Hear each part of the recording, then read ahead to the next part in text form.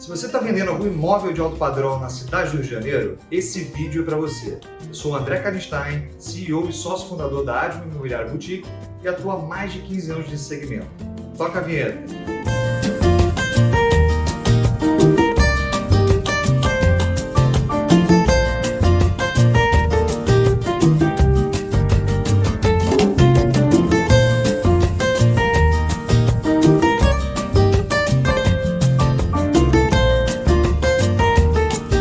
Hoje em dia, aliás, desde sempre, eu posso dizer com tranquilidade que o mercado imobiliário, infelizmente, é uma grande bagunça aqui na cidade do Rio de Janeiro. E a consequência disso, seja pela estrutura do mercado ter várias falhas, seja pela qualidade ruim dos profissionais, seja pelo excesso de burocracia, pela insegurança do proprietário do imóvel com a violência, ou seja pelos próprios achismos do proprietário do imóvel sobre como é a melhor forma de conduzir o processo de venda, é que a maioria dos proprietários tomam atitudes péssimas durante a venda de seus imóveis de alto padrão aqui na cidade do Rio de Janeiro. E isso atrapalha muito todos os envolvidos. Então, como eu sou muito gente boa, eu preparei algumas dicas valiosíssimas para você aplicar quando for vender um imóvel de alto padrão aqui na cidade do Rio de Janeiro. E antes de passar essas dicas, eu quero te dizer as 5 características básicas e fundamentais para o sucesso do seu processo de venda. Se não tiver essas características, você provavelmente vai ter mais dificuldade ou então não vai ter o resultado que estava esperando. Essas características são como pilares que você tem que perseguir em todas as suas ações no processo de venda. São elas: agilidade, qualidade no atendimento, razoabilidade, organização e transparência. No quesito razoabilidade, eu me refiro muito na questão de ser realista mesmo, principalmente com o preço pedido. Vou explicar isso mais para frente. Vamos então agora para as dicas. Preste atenção porque são muito valiosas mesmo. Escolha poucas imobiliárias e, por favor, de jeito nenhum aquelas que têm vários corretores, porque essas normalmente são uma zona e a qualidade dos profissionais é péssima. Lembrando que estamos falando de mercado de alto padrão. Aí nessas imobiliárias cheias de gente, a maioria dos corretores acabam não conhecendo direito o imóvel, mais aquele corretor que fez o contato inicial mesmo, e oferece um imóvel somente pela descrição que tem lá no sistema da imobiliária e pelas fotos. Aí acabam queimando o imóvel para clientes que têm potencial, que deram um azar de cair no colo dos corretores que não sabem nada. Então, escolha no máximo 4, 5 imobiliárias e com equipes enxutas de no máximo 10 pessoas. Se elas forem bem escolhidas, pode ter certeza que o cliente vai chegar nelas. Corretor autônomo só se for de muita confiança e muito nichado na região do imóvel. Dar exclusividade para alguma imobiliária também pode ser uma boa, se a imobiliária atuar muito na região, nesse nicho, for bem estruturada e aceitar parcerias, mas não parcerias com qualquer empresa. Tem que ter um filtro bem criterioso. Se você optar por esse modelo, você vai se preservar mais ainda perante o mercado, porque quem vai lidar com todo mundo vai ser a imobiliária que você deu exclusividade, mas para isso você tem que ter muita segurança no trabalho dessa imobiliária, confiança total, cobrar tudo que eu falo aqui para que seja feito por ela ao longo do processo. Eu vejo muitos proprietários que não fazem ideia dos custos que vão ter na operação de venda dos seus imóveis e muitas vezes acabam tomando um grande susto, você pega de surpresa. Por isso, antes de iniciar a venda, saiba realmente todos os custos que você vai ter ao vender o seu imóvel. Cada operação pode ter um combinado, porque negócio são negócios, mas vou te dizer aqui o que é meio que de praxe aqui na cidade do Rio de Janeiro. O comprador, normalmente, tem os gastos do imóvel em si, custo de cartório, que tem a escritura, registro, entre outros custos, imposto de transmissão do bem, que é o ITBI, que é o mais famoso, e advogado, se precisar. E o vendedor, normalmente, tem gastos de certidões do imóvel pessoais, que são necessários para a venda, comissão da imobiliária, advogado, se precisar, e o imposto sobre o ganho de capital, o famoso lucro imobiliário, mas também só se tiver. A maioria não faz ideia como se calcula o lucro imobiliário e não pode deixar de falar com o contador antes de qualquer coisa, para não ser pego de surpresa. Aí ele vai te explicar se você vai ter que pagar esse imposto mesmo, se você tem como ter algum benefício para ficar isento ou diminuir o valor, mas o importante é o seguinte: sem saber o valor aproximado desses custos, como você vai saber quanto de fato vai sobrar na sua mão depois de vender por um preço X? Combine a comissão com as imobiliárias desde o início por escrito, nem que seja por mensagem. Isso não impede você sugerir um desconto na hora da negociação, mas pelo menos já fica bem transparente para as partes. Forneça para as imobiliárias todos os documentos básicos do imóvel desde o início da relação. Acho engraçado que muitos proprietários têm mania de querer esconder as coisas, ainda mais esconder de quem está ajudando na venda. sendo que os documentos principais são públicos, fáceis de obter, mas como podem ter algum custo, inviabiliza para as imobiliárias ficarem gastando para todos os imóveis. É surreal, não dá para entender. Fazer isso é atrapalhar a própria venda. Então, os documentos básicos são a matrícula do imóvel atualizada, que é a certidão de ônus reais que você solicita no cartório de registro do imóvel, o espelho do IPTU do ano, o boleto do condomínio mais recente, a planta, a convenção do condomínio, se tiver, entre outros, dependendo do caso. Exemplos importantes. Se for cobertura, não deixe de ter a planta e documentos que comprovem o direito de uso de algum espaço que possa existir. Outro, se o tamanho real do imóvel for diferente do que consta no IPTU, tem que comprovar com uma planta, senão fica sem transparência e o cliente fica inseguro. Se tiver vaga de garagem garantida pelo condomínio e não na matrícula do imóvel, mostre aonde está escrito que tem esse direito na convenção ou em alguma assembleia. Se o imóvel tiver inventário ou com algum problema de documentação, explique e detalhe através de documentos. Tudo isso tem que ser passado para as imobiliárias. Lembre que você não está vendendo um pão. Além disso, o melhor exercício é você sempre imaginar como se você fosse o cliente comprador. Vai dizer que você não ia querer saber tudo imediatamente na ponta da língua? É no detalhe que as pessoas deixam de comprar um imóvel. Preço. A maioria dos proprietários tem a tendência a achar que o próprio imóvel é sempre o melhor de todos e mais caro. Aí acaba se apegando a alguns pontos que não fazem o menor sentido para tentar justificar. Agora, pede para esse proprietário virar comprador. Aí muda tudo, né? Chega a ser engraçado para quem faz a intermediação e vê de fora. Por isso, minha dica é: peça a avaliação das imobiliárias escolhidas, que aí você vai ter uma boa noção do valor que vale o seu imóvel e não exagere no preço pedido em relação ao valor da avaliação, porque além de não gerar visitas, quando tiverem, o seu imóvel vai ser utilizado para vender outros imóveis similares que tiverem num preço mais adequado. É uma conduta automática do corretor e eu realmente não acho que ele faça de má índole. Ele simplesmente mostra o que tem no mercado de acordo com o perfil do cliente. Aí você fica com a falsa impressão que está tendo um movimento, todos do mercado acabam visitando o seu imóvel e nunca vende. Acaba só ajudando os outros. Veja bem, não estou falando para não colocar uma gordura no preço, não testar o mercado, ainda mais se você não tiver com pressa. Mas é melhor pedir mais perto da realidade e não dar tanto desconto do que viajar na maionese, passar do razoável e se sabotar. Ninguém é bobo hoje em dia e a informação circula com muita facilidade. Tem que cobrar todas as imobiliárias escolhidas para que todos os corretores da equipe conheçam o imóvel ao vivo e saibam tudo sobre a documentação para eles poderem realmente ter um atendimento de alto nível e não desperdiçar clientes que já não são tantos.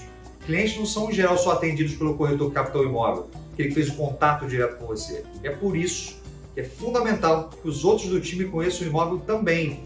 O corretor tem que sentir o cheiro do imóvel ao vivo, senão não tem emoção.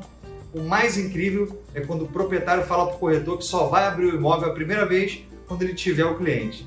Aí é quebrar as pernas e os braços dos corretores, né? Me explica como o corretor vai convencer alguém de visitar algum imóvel de alto padrão sem ter ido primeiro, conhecido, sabido todos os detalhes dos dados do imóvel. Fazendo mágica, né? Que é o que mais acontece por aí.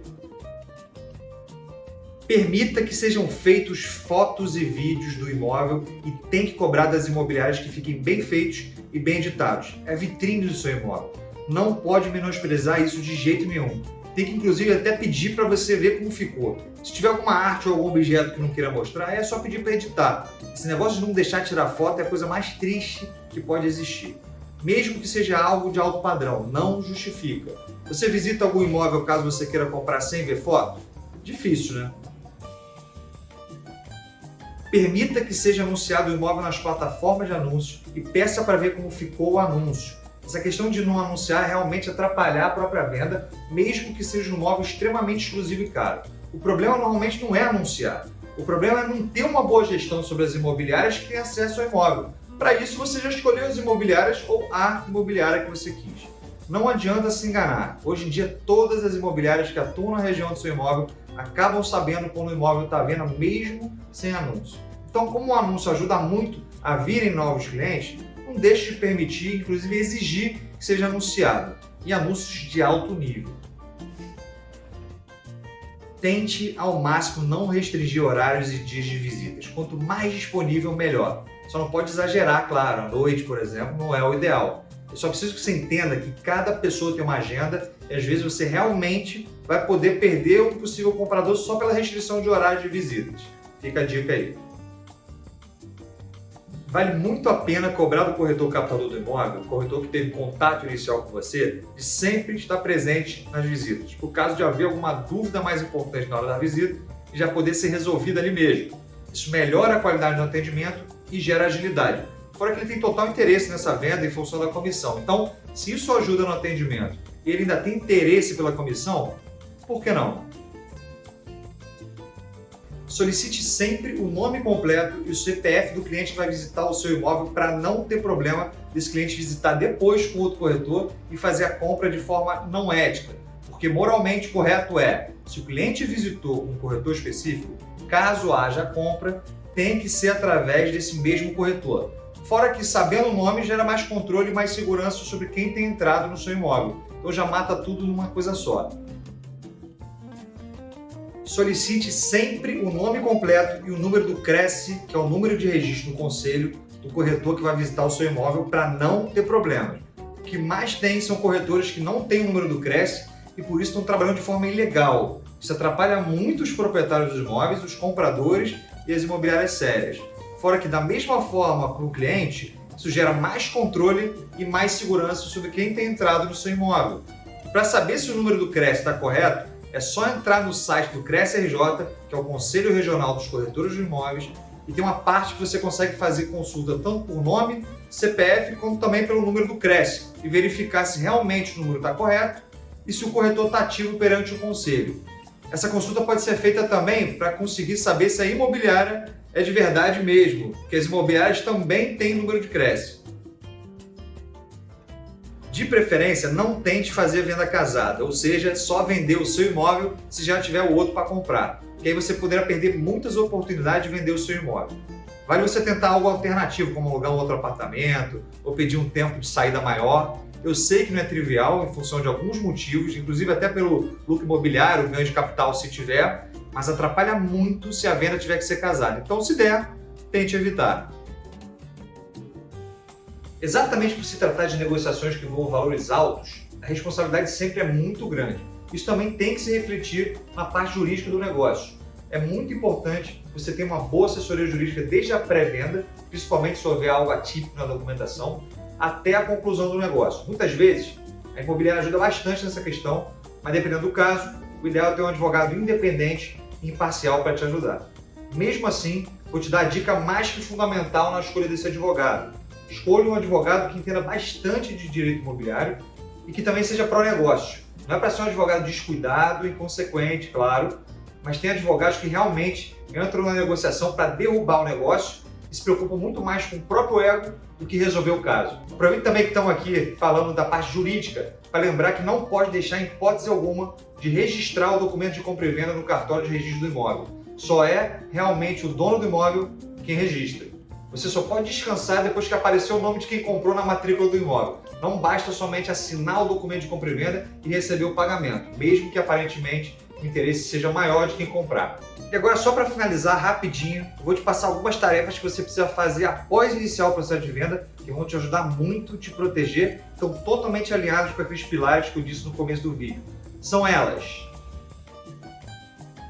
se prepare para receber uma chuva de ligações de corretores quando você começar a vender, falando que sabe que o seu imóvel está à venda, que tem cliente para mostrar. Até seus parentes vão poder acabar recebendo ligações. Aí você fica pensando, como esse pessoal conseguiu o meu telefone? Só para você entender, hoje em dia é muito fácil conseguir o telefone das pessoas.